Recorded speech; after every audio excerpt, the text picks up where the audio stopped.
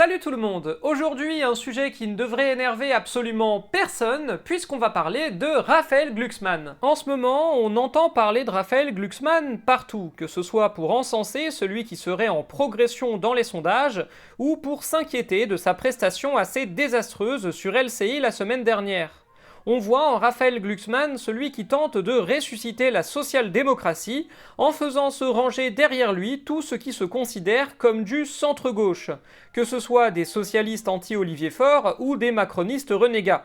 Et on en vient même souvent à se demander si Glucksmann est vraiment de gauche ou s'il veut juste succéder à Macron. Alors, dans cette vidéo, on va se demander quelle est l'idéologie politique de Raphaël Glucksmann et de son parti, Place Publique, et aussi analyser la contradiction flagrante entre Place Publique et Raphaël Glucksmann. Sur le plan économique, le programme de Place Publique est un programme assez volontariste, en tout cas beaucoup plus volontariste que tout ce qui a été fait ces dernières décennies.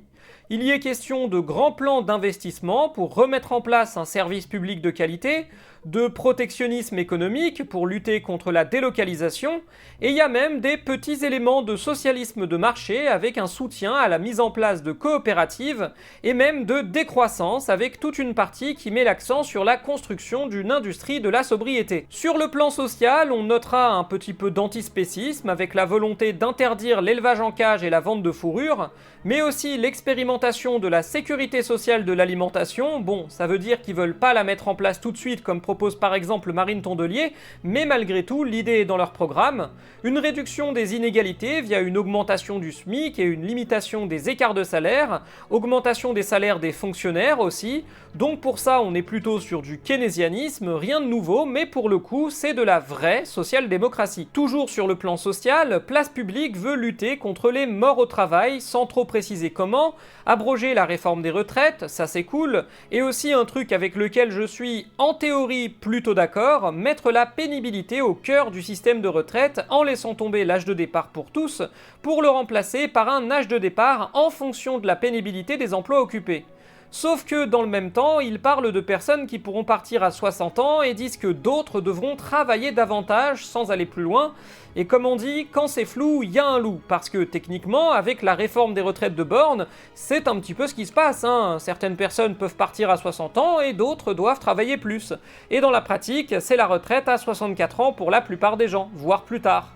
J'aimerais leur accorder le bénéfice du doute, mais c'est jamais une très bonne idée en politique. Bref, on continue sur le plan social avec une nouvelle loi anti-concentration des médias, dont on peut deviner qu'elle a pour but de s'attaquer au système Bolloré, qui a réussi à prospérer comme une tumeur en l'absence de nouvelles lois anti-concentration depuis des décennies, et aussi, à ma propre surprise, parce que Gluglu en parle absolument jamais, mais Place Publique est pour la 6ème République.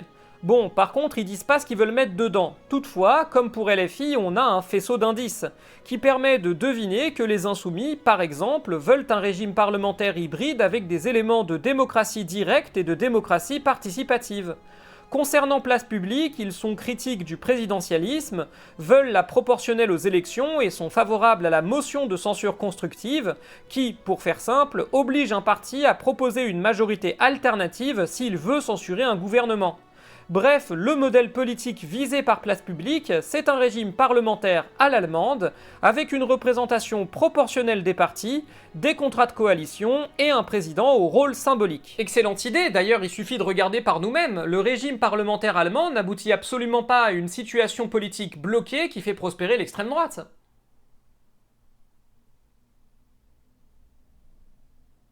Bon, et sinon, il reste encore quelques trucs intéressants, comme une rhétorique assez militarisante en matière de défense, ça pour le coup ça colle bien au discours que tient Raphaël Glucksmann. Il est question d'armée de défense européenne, d'étendre la protection nucléaire de la France à l'Union européenne. On a aussi beaucoup de fédéralisme européen, ça c'est pas un secret, Place Publique est pro-européen, veut renforcer les prérogatives de l'UE, et d'ailleurs certaines propositions majeures du programme de Place Publique passent par des initiatives européennes. Et sinon, un truc qui pour le coup est vraiment bien et qu'assez peu de partis proposent, à part Et bah, à part la France Insoumise, c'est de promouvoir et de financer le développement de logiciels libres et de données ouvertes. Alors ils mettent ça à côté de leur plan de développement de l'IA, et on sait pas trop s'ils parlent d'IA en général ou précisément de l'IA générative style ChatGPT, mais bon, en gros, ils veulent créer une agence du numérique qui investira notamment dans les technologies libres et ouvertes.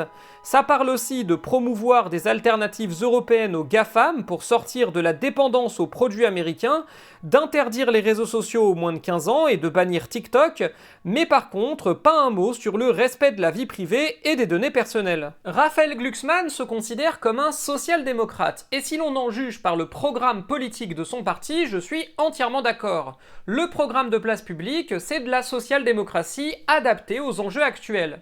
Et c'est là que commence l'hypocrisie entre ce que Place Publique propose et ce que Raphaël Glucksmann fait. Alors je passerai sur le fait que le programme de Place Publique ressemble à un décalque modéré de celui de la France Insoumise. J'ai déjà eu l'occasion de dire que pour moi, LFI n'était pas d'extrême gauche et que c'était plus un parti à mi-chemin entre la social-démocratie et le socialisme démocratique. Et il n'y a pas 36 façons de faire un programme social-démocrate, donc c'est logique que les deux se ressemblent. Même si du coup on peut se demander pourquoi Glucksmann est à ce point véhément vis-à-vis de Mélenchon s'ils sont d'accord sur autant de choses. Par contre, pour moi, il y a justement un décalage énorme entre les ambitions programmatiques de Place Publique, leur idéologie revendiquée, et les gens qui, techniquement, sont censés défendre les dites ambitions. Donc, dans les membres importants et connus de Place Publique, on a Sacha Houlié, macroniste historique, qui a fait tout le premier quinquennat de Macron sans broncher, a participé à rédiger la première mouture de la loi immigration, et s'est barré en 2024 après les législatives. On a aussi Aurélien Rousseau, qui certes a défendu le programme du NFP, mais avant ça, il a bossé dans le cabinet de Manuel Valls quand il était Premier ministre de Hollande, puis ensuite il a bossé dans le cabinet d'Elisabeth Borne, pour laquelle il a été l'un des principaux artisans de rien moins que la réforme des retraites que tout le monde adore, et ensuite il a été ministre de la Santé de Macron avant de démissionner, lui aussi, sur la loi immigration. Et puis dans les alliés proches, qui en tout cas soutiennent la démarche de Place Publique, on a Bernard Cazeneuve, ancien Premier ministre qui a quitté le PS en désaccord avec la NUPES, et qui a aussi été en désaccord avec le NFP en 2024, alors que même Hollande le soutenait, et justement, d'ailleurs, François Hollande ne cache pas soutenir Raphaël Glucksmann. Donc on a ce décalage entre un programme politique de gauche, authentiquement social-démocrate, et qui n'est pas très loin de ce que proposait le Nouveau Front Populaire en 2024, et une galaxie de personnalités qui n'a jamais défendu de telles idées et ne semble être là que pour exister politiquement. En fait, j'en viens même à me demander si ce décalage ne vient pas du fait que Place Publique est co-dirigée par Aurore Lalucq, une économiste qui, avant d'être avec Glucksmann, a été engagée aux côtés de Benoît Hamon. Elle a participé à écrire son programme présidentiel en 2017, programme qui était déjà très volontariste avec notamment un projet de revenu universel qui avait beaucoup fait parler. Puis ensuite, elle a été porte-parole de Génération quand une partie de l'aile gauche du PS s'est barrée avec Hamon, et quand tu regardes un peu sa bibliographie, ses prises de position et son travail au Parlement européen, tu te rends compte qu'effectivement, elle est beaucoup plus à gauche qu'un Hollande par exemple. Et du coup, ma théorie perso, c'est que l'orientation à gauche du programme de Place Publique tient beaucoup à Aurore Lalucq, tout simplement. Mais avec tout le respect que j'ai pour elle, si c'est bien le cas, je doute qu'elle puisse à elle toute seule contrebalancer l'orientation politique plus droitière de Glucksmann et de ses alliés. Maintenant, si Place Publique venait à remporter l'élection présidentielle, rien n'est moins sûr, mais sait-on jamais, s'ils venaient à remporter l'élection présidentielle, ils pourraient bien être contraints d'appliquer leur programme. Glucksmann est vaguement populaire dans l'opinion, en même temps avec le matraquage médiatique qu'il y a autour de lui, encore heureux. Mais lui et Place Publique sont loin, très loin de pouvoir faire ce qu'avait fait Macron en 2017. Et du coup, il y a très peu de chances que Place Publique réussisse à obtenir à lui seul une majorité absolue pour les élections législatives qui suivront la présidentielle de 2027, même si Glucksmann l'emporte.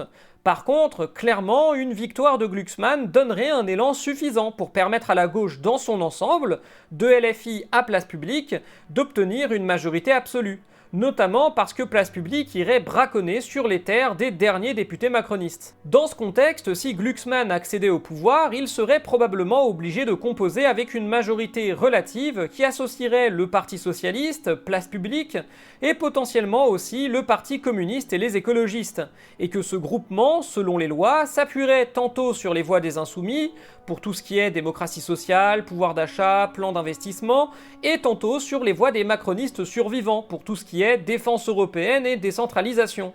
Et à mon avis, ça ressemblerait pas mal à ce qui a déjà existé entre 1997 et 2002 avec la gauche plurielle de Lionel Jospin. Un attelage auquel on doit le Pacs, les 35 heures, la couverture maladie universelle, mais aussi les privatisations d'entreprises et le second tour Le Pen-Chirac. Maintenant, il y a une question à laquelle j'ai pas encore répondu, c'est est-ce que ça marcherait vraiment ce programme s'il était appliqué ? Eh ben, pour moi, le problème avec la social-démocratie, c'est qu'elle met un pansement sur les problèmes plus qu'elle ne les règle vraiment.